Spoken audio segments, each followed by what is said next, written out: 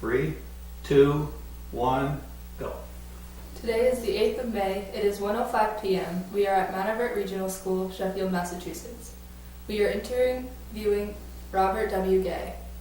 Robert's birth date is 6/8/47. The people conducting the interview are Isabel Zalion, Julian Edelman, Judy Whitbeck, Lizzie Sarnecki, myself. Recording the interview is Paul O'Brien. We are working with Kevin Wagamus, grade 9 honors class, English. Were you drafted or did you enlist? Originally I was drafted, yes. Alright, where were you living at the time? Great Barrington, Massachusetts. Why did you, well, what service branch did you join? I was in the Army. Did you have a choice to pick that? Right. Well, when I was drafted, they drafted you. The Army was the one that was drafting you. Alright. Did you... And the Marine Corps, too, believe it or not. You were in the Marinas. I wasn't a Marine, but actually, when they had the draft, the Marines were taking some of the draftees. Do you recall your first days in service? Somewhat, yeah. What did it feel like in the beginning? Well, let's see. First of all, you were nervous because of what was going on. I mean, obviously, the Vietnam War had just escalated, so the people that were the month I was drafted was the second biggest draft, I do believe, since the Second World War. I think they drafted 44,000 that one month. I do believe that's the way I was told that. Look at it this way, the Springfield draft center there was jam-packed. I mean, you couldn't get another body in there, so. You basically knew where you were headed. You were hoping you weren't headed that way, but there was a good possibility. So I went through Springfield, went to Fort Dix, New Jersey for basic training. And as they were calling names out in the company for Fort Polk, Louisiana, which they didn't use since the Second World War, but for Vietnam, they opened that back up again. My name was the first on the company's list. I go, oh my God. And there was like maybe 1 out of 100 that didn't go to Vietnam that went through Fort Polk, Louisiana.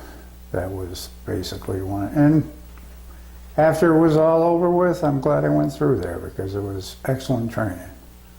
Better than most places in the country because they had the same kind of vegetation, weather.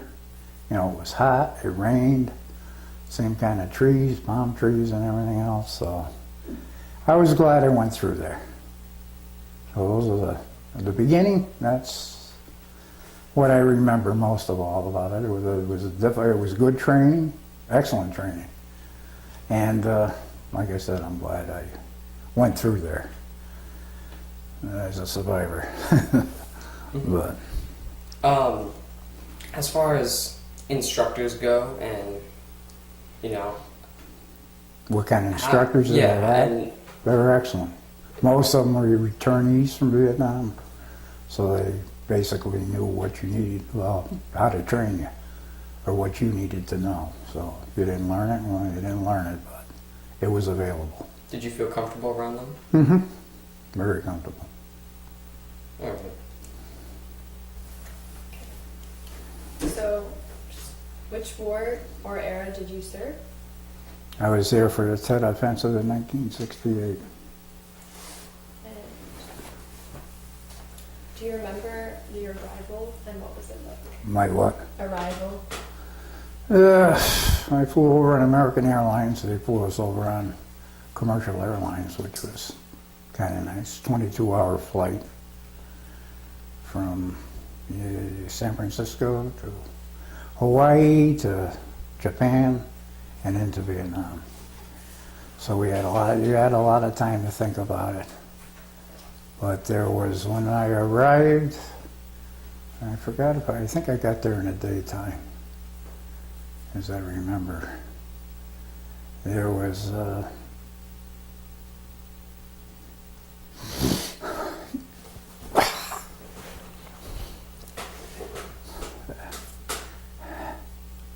there were already caskets on.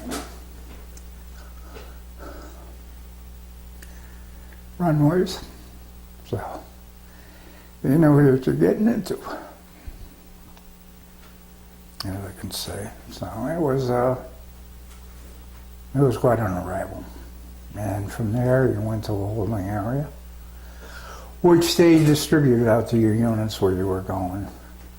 And they held you there for about 3 days before you got with your units. And therefore there, they took you in and gave you all your equipment you needed, and you were in the unit. So,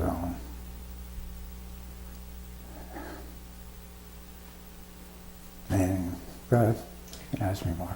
What was the TET offensive? The Tet Offensive? Yeah. That was when Ho Chi Minh promised the South to unite the North with the South, to be under communism, I guess you might say, under one government.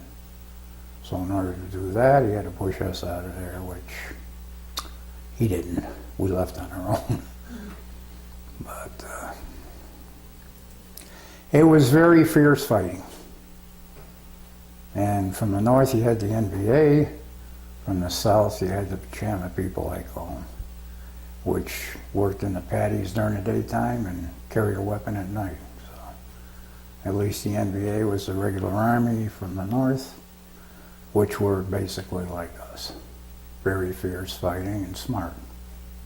So when you ran into the NVA, you ran into the rough ones, which basically were all up north because they had to come across the DMZ. So they didn't really get down to the south. Never made it. And what was your job or assignment? Originally I went over, I was infantry. Then after about 6 weeks, we came in from the field one day and our CO looked at us and said, if I were you guys, go in and re-enlist for another year to get out of the field. So then there I went to work in a message center, a classified message center, which was 2 other guys and a NCO with a very high clearance, the highest you could get. So Did you see combat? originally in the beginning, yes. But they were just skirmishes. I can't honestly say I ever did anything. You know, it was just booby traps. I mean, there was all kinds of ways. Your own people could get you if somebody called in the wrong artillery or something, which we did over there a lot. Our casualties from friendly fire were very high in that war. Very high, because of mistakes made by troops, like I say, calling in the wrong coordinates or whatever, and they hit you. It never happened to me, so I'm still here. What were some of your most memorable experiences? I gotta admit. Yeah, we did drink a lot over there. You probably didn't remember too much. I met a lot of nice people. And a couple of them I still keep in contact with. They send me a Christmas card every year, and I send them one. But like I said, the camaraderie there was good for the most part. But memorable moments, I got a picture of Bob Hope from ADO from Christmas when he put on his Christmas show, and Ann Margaret. And who else?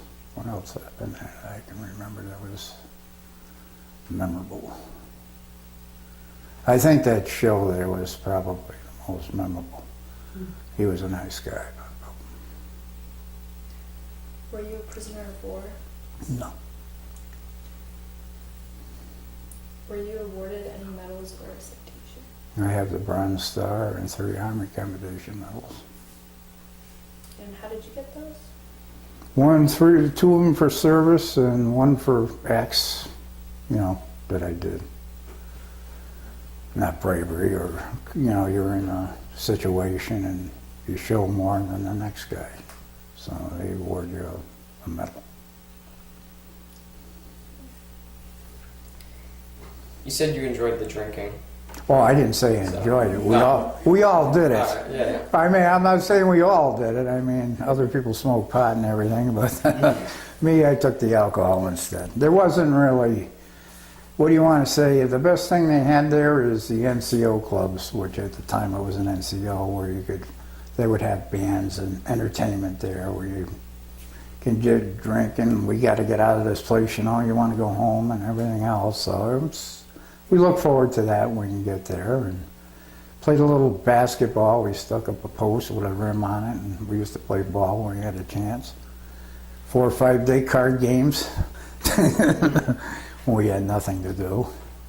But for entertainment, there really wasn't too much entertainment. You made your own fun, I guess. Most people got a suntan or whatever they could do, I guess, and go to the PX and I don't know, just hang around, I guess. Mm-hmm. For combat and even your living style overall, you had a lot of supplies and Oh, we never ran out of anything. I mean, they were the divisions over there were well supplied with anything they needed. was there anything special that you did for good luck? Got home. No. Good luck. I had a St. Christopher's medal that was given to me. I used to wear it all the time. I guess that was my good luck piece. Mm-hmm. I'm sure you're feeling tons of anxiety, but did you really experience that pressure and stress as in, you're going into Well, I think combat? if somebody's shooting at you, not being a wise guy, yeah, your anxiety's very high. I mean, you're scared. There's no doubt. Anybody who gets shot at said they're not scared, they're liars. But that's anxiety. Yeah, you do get anxiety in that. Did you ever give up in a way? Give up? No. I still today believe in what I did. Where a lot of people don't, but I do. And you found that very patriotic of everyone I am. in that war. I'm totally patriotic.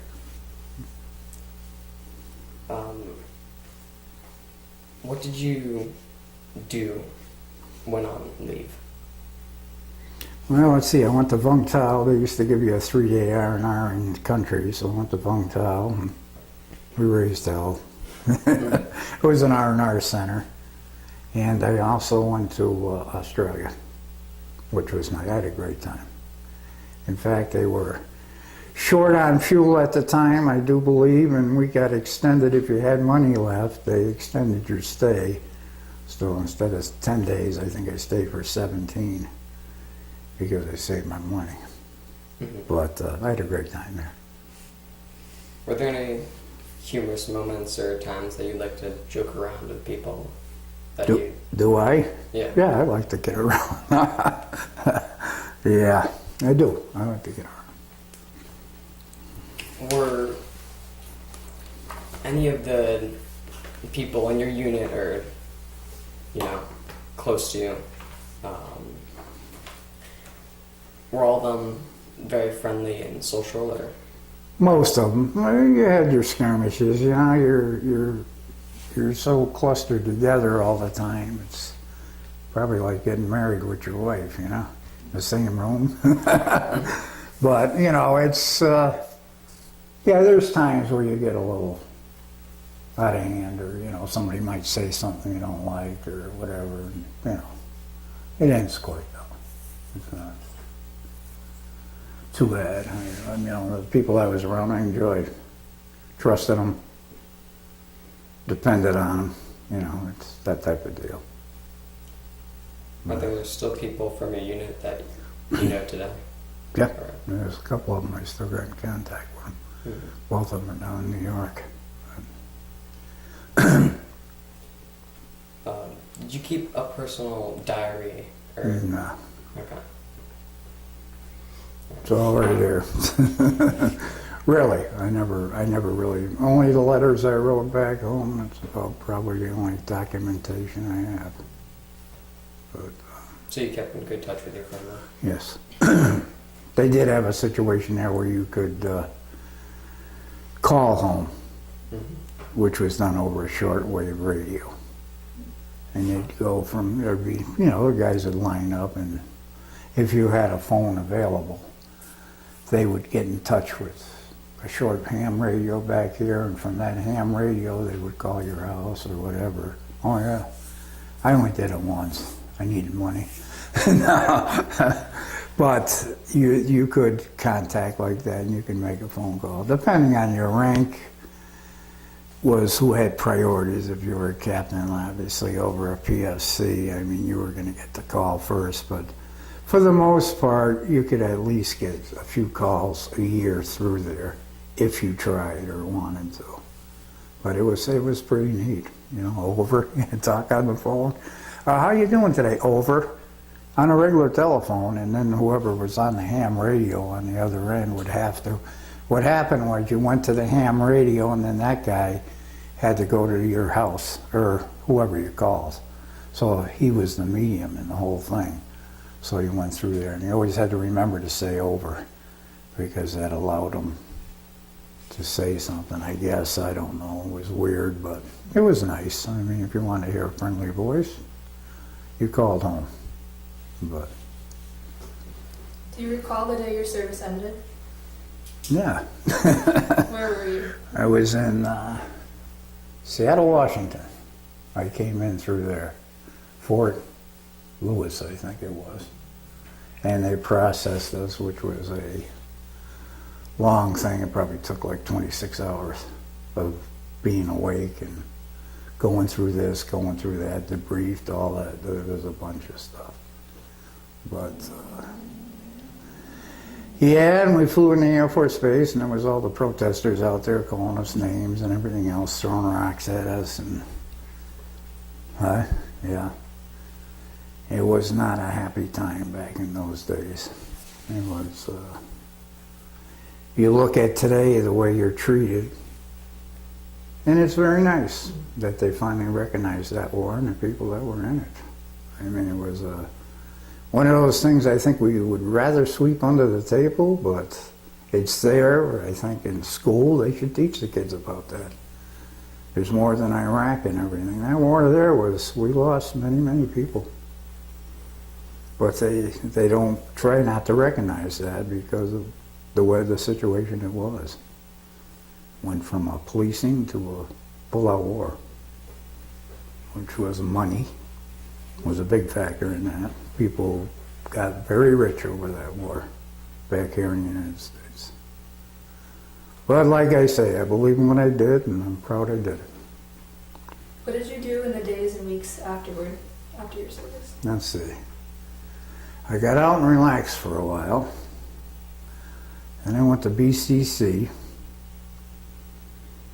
for one semester, did very well. But decided that it wasn't for me. I wasn't having any fun. I had gone through a war, and kids are kids. You want to have fun. That's what you go to college for. So I dropped out and joined the workforce, where I was a machinist for years. Then I put machinery in for another 25 years, which I enjoyed. Traveled all over the place. Now I work for Calligary's in Great Barrington. I'm retired, but for pin money, I work for Calligary's, mixing paint, unloading trucks, and a little bit of this and a little bit of that. Was it hard to go back to normal life after? Well, there were certain things, you never forget, but you find in your life you have to just put it aside. You don't let it become part of your life where it controls your life. It can't help you and it won't hurt you if you don't direct your life towards that. You were there, you served, and it's gone. I mean, it's me. It's nobody else. This is my life, and what I have, part of it is in me. And, that's all I can say. And I don't let that control my life. I never did when I came back. The people that could let go were the people that were successful. The people that couldn't let go, they're in your hospitals now. And there are people that it affected mentally. I don't know. We're all different. So mentally, it affected us different. And it's not what you saw; it's how you handled it. And it's like the boogeyman, I guess. I don't know what to say. Yeah, I can remember most things, but only when I want to remember them. It's not a part of my life where it's constantly. I used to see people that, they had their uniforms on and had their hands out for a handout, and I used to tell them, get a job. Forget about it. It's gone. And don't look for people to give you handouts to live your life. Go find a job. I mean, there's not too many people out there like that, but there are people still out there like that. And you go to your hospitals, there's still people in there from that war that'll never get out of there because of the effectiveness on them. But it was not a good time, and it's like I said, I'm glad I served. There were bad times, but I had a lot of good times too with the people I was around. A lot of laughs and just plain good times. I mean, it's not life is not all bad. There are good things that happen, and even in bad times, there's good things that happen. But it was a memorable time, believe me. And the saddest thing about it is the way they treated us when we came back. I mean, to protest, and when somebody is doing something and you're back here protesting, what are you protesting? You're not even there. I mean, how can you answer my feelings? That's what I look at protests when it comes to war. No, we all don't like war. War is bad. Nothing's good that comes out of war. But the people, your people that are defending you, you need to, support them, not by throwing rocks through things and protesting, jumping down in the air and everything else. And back in those days, that's what it turned out to be. It wasn't against the government. It was basically against the troops that were going and coming. I mean, today they basically, I think, protest against the government, not so much the troops. And I think Vietnam was our first step. I mean, it took many years to heal, and I call it healing now because it has healed. Where we've accepted, or the young people have accepted us in our time as doing maybe not the best thing, but the right thing. And it's, freedom's a bummer. I mean, there's a lot of people out there in Vietnam, those are good people. But they just caught up in a situation, and here we are, big boys, we had to jump in, start our stuff, and it just didn't work out that way. Also, back in those days was the first time they transported troops by helicopter, where you could move a whole company from one place to another in 20 minutes, which was a new kind of warfare. It was fantastic, where they could get you in real fast or get you out of there pretty fast, where years ago you had the Second World War, you had to walk your way out, there were no rides. So it created a new kind of warfare, which was hit and run too, which you have today. You don't need a whole big battle to fight a war. All you do is need people that can do this and do that, as you well see. And you don't need, like I say, a whole army to create chaos. Just a few people can do it. So, like I say, it was a new battle that was started back then that they still use, the world uses today to fight. But And as you said before, you went to BCC. When you were there, was your education supported by the GI Bill? yes. Very supportive. They paid for everything. Did you join a veterans organization?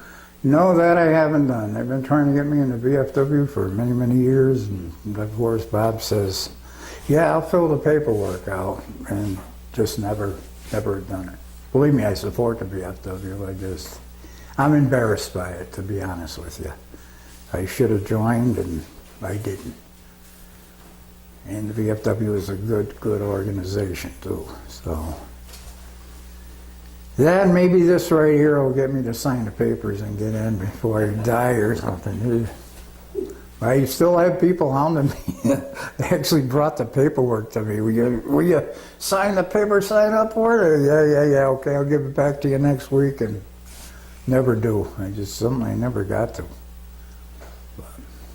Could you tell us about your using veteran services that are available? Well, I go to the VA over in Albany for my medical, which is fantastic. Which is very nice. It's available. It's only 50 miles away. I can have anything done there that I need done. And I think I got better medical care than the general public, to be honest with you. I think if you went there, you'd probably say, wow, I didn't even know this existed. And it was, at one time, I take it was bad. I've never been in that situation. But I guess they still have hospitals out there that are not very good. And I think it's something they're working on. I hope they are. It's like I say, I'm very happy with Albany. Albany has been very good to me. If I had to be forced into doing that. I had a friend of mine that was going there, and he said, I'll even take you over to sign up. And it took me over. I signed up, and now I'm happier than heck with it. Any medications, anything I need, I can get right there. So as far as that organization, yes, very good. In fact, I think your support from any of the VAs or anything is very good. Unfortunately, like I said, there's still bad hospitals out there, which they are trying to improve or whatever. Even Albany, they put a lot of money into that place in the last few years, updating it, the lobby, the rooms you got to go in, and everything else. Like I say, I can go there for an appointment at 10. When 10 o'clock comes around, Bob's in his appointment. I'm not sitting in a waiting room with 15 other people or anything. If I need blood work, I could go up and have the blood work. There could be 15 people there. They got 5 people taking blood. So if you're in a room with 15 people that need blood taken, you're there for 10 minutes and you're through. So you can't beat that. You beat it all. Did your military experience influence your thinking about war or about the military in general? Well, I have nothing against the military. The military is, we need it. It protects our country, and I'm proud. I wish more people were proud to say that I'd want to serve, you know. But you know, as far as against the military, the people's thoughts, we don't think like that anymore in this country. I don't think. I think after people started accepting Vietnam, everything changed. They can't really do enough for a service person, which is tremendous as an influence. What else was there to that? Yeah, you go. So you said that you've kept contact with a few people. Do you go to any reunions? Yeah, we had one many years ago, and it's sort of people pass away or move or whatever, so the only reason I keep in contact, these 2 guys were close to me in my unit, and basically that was it. Time flies by, and you just know these 2 people, and these are the people you keep in contact with. And one of them that I still, like I say, one of them had tried to get me a job working for General Motors down in New York City in the reproduction department where they made all the magazines and stuff, but due to having to take somebody else for the job, I didn't get it, so therefore I didn't end up there. As a whole, how did your service and experiences affect your life? Well, let's see. First of all, I'd like to say, when I got drafted, you know what the average age of my company was? Now, they can't draft you over 22. The average age in my company was over 21 years old. I was in there with lawyers, med students, people going to college for teaching. I mean, these were all, basically our company was made up of, we're going to be professional people who either didn't keep their grades up whatever, and made themselves on the list where they couldn't complete whatever they were completing because they did not, you had to maintain a certain grade average in college. If you didn't maintain that, you were drafted. If they did draft you, you had to show up. So therefore, if something happened to us where you got in a legal problem, we had guys in the company that could handle it as a lawyer, even though they didn't have a law degree. So it affected my life. I think I grew up fast. From an 18-year-old, well, at the time when I got drafted, I was 21. So I was over, they barely got me too. But at the time I was immature and everything else, so you grow up. And you grow up with responsibility, things that I think the draft today, they should initiate it. I think every person in this country should serve their country. I'm sorry they ever got rid of it, to be honest with you, because there's nothing wrong with it. It does, and you're never going to get a better education. This service department we have in this country can take somebody with an IQ of 45 or an IQ at 140 and train both of them to do a job. Now that to me is, even your school systems can't do that. It's just absolutely fantastic. I always said that when I was in. I said, wow, look at this guy over here. He's not dumb. Look at me. And I said, we're both doing the same thing. How great, you know? But the military definitely helped me. Like I said, it made me, I was mature when I got out of there. And hopefully I've been that way to most of my life. A little crazy, but all right. What advice would you have for a young person who's considering entering the military? Go. Free education. You can go to college for free. You gotta, for the little bit of service you gotta do, I think if you look at the bad aspects of it, you know, you have Afghanistan and all that, and the people there, but that could make you nervous, but it's difficult to get in now. They just don't take everybody. Your IQ has got to be there. Your wanting has got to be there, and it's just not easy to get in anymore. But I think for a young person that's undecided in their life what they really want to do, it's a great job. Can't beat it. You get paid, you eat well, you got a place to sleep. Do it. I mean, they're only asked for 3 years of your life. That's it. And after that, hopefully you decided what you're going to do. And if you want to go to school, they pay it. They'll pay 4 years of college for you. Anywhere you want to go. So if somebody wanted to go in there, go. All right, quick question. Going back to friends or people you've kept in touch with, do you feel closer to them than other people? Well, if you're talking service, yeah. But in the general thing, I got my best friends that I'm surrounded by. But as far as the serving in the service and that part of it, yeah, I can talk to them better than I can talk to anybody. Because, let's face it, they have the experience, right? You want to talk apples and oranges, you talk to an orange or an apple. They know. Oh, boy. Yeah.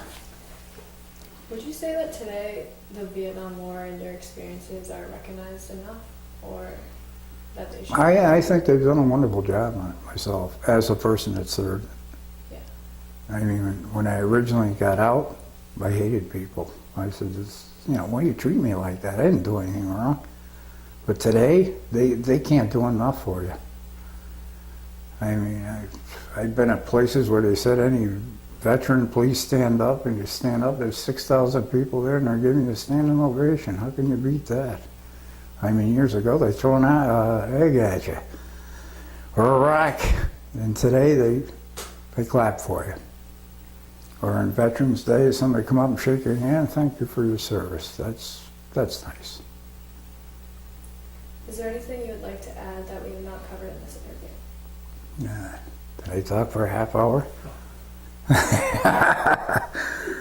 I don't know, it's nice to be able to sit here with the three of you, have you question me, and hopefully that enlightened your life a little bit, where you may understand this, Definitely. the war a little bit more. But like I said, it wasn't all bad. There were good parts and there were bad parts. You know, you got to understand that war is not fun. But it's not all bad. You know, you meet nice people. Like I said, I got Bob Hope's picture from EDU. I got a chance to talk to him. If I was in Vietnam, I probably never met the guy. You know, things like that. And I think I forgot about the safaris. Remember them down on the boardwalk? I met them in, when I went on in Country R&R, they were singing at a place, the Safaris. You guys know who the Safaris are? I don't think so. You ever hear the song Down on the Boardwalk? She did. Yeah. No, have you? Well, they're the ones, I do believe they're the ones that sang that. So I got a chance to see them for free on the China Beach, but South China Beach, I guess, white sand. But no, I enjoy talking to you. And like I said, I hope I enlightened your knowledge on the place a little bit. And I'm sure if you ever get a chance again to do this, you probably enjoy it. Yeah. Thank you. Yeah, thank you. Thank you. Thank you. Edelman, you say your last name is